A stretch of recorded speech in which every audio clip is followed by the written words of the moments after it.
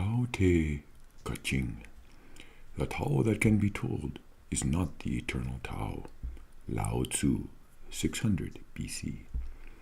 The Tao that can be revealed at a general shareholder meeting certainly is not the insider Tao.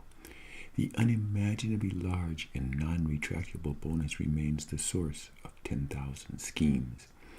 Never seeing the luxurious baubles of their CEO prevents confusion in the hearts of his loyal workers. The good executive is like water, assuming the shape of any corporate fishbowl in which he is placed. The CE knows to stay behind closed and guarded teak doors, and thus is he able to remain ahead. The sage says, better to stop short than fill to the brim, and so it is with labor wages and benefits. Loudly proclaim wealth and disaster will follow. Therefore, float silently off, neath golden parachutes. He claims absolute control over all things corporate, yet will always insist he knew of nothing illegal. Precious baubles lead the greedy CEO astray. Thus must his compensation package annually increase. Subtly counseling workers to accept conditions as simple fate allows true leaders to slash benefits. Though their values cannot be seen, heard, or held, wise boards bid up a CEO's immeasurable services. They are the form of the formless and the face of the faceless, that 1% driven off behind tinted glass. The kernel of their knowledge is amorphous as the hollow of caves or the opaqueness of muddy pools. Policy prohibits them commenting on investigations, but at bonus time the CEO will proclaim, I did it.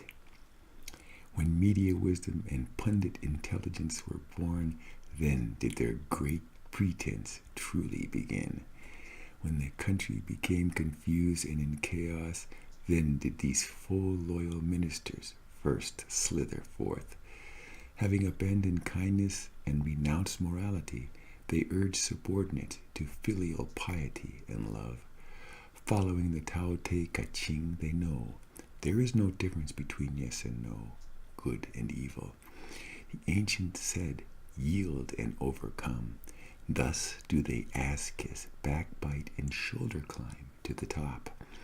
If heaven and earth cannot make things eternal, the CEO employs outsourcing, temping, and layoffs. Boasting achieves nothing, bragging does not endure, so true CEOs strive to amass a superstar's wealth.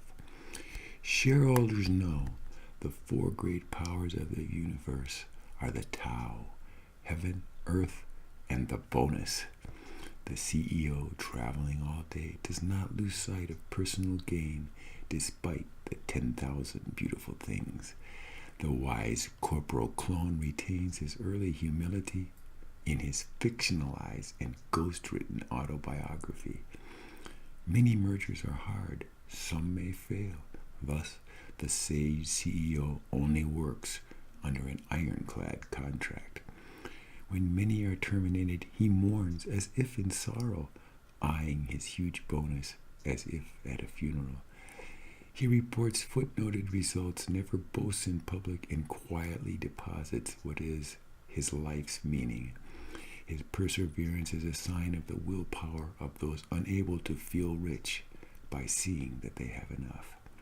Descriptions of the CEO seem without substance, invisible and silent, yet his great need is palpable. Like fish which cannot leave deep waters, they must remain locked behind those rich mahogany doors.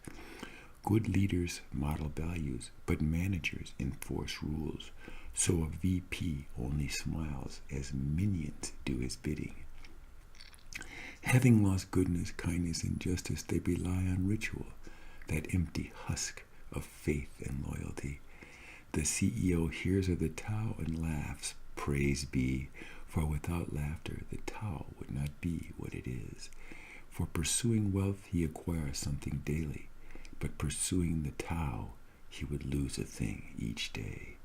The visionary CEO knows if his workers exist on the edge, they will not falsely overvalue human life. Anonymous and irresponsible, they feign a sorrowful humility when exposed at last to stockholders.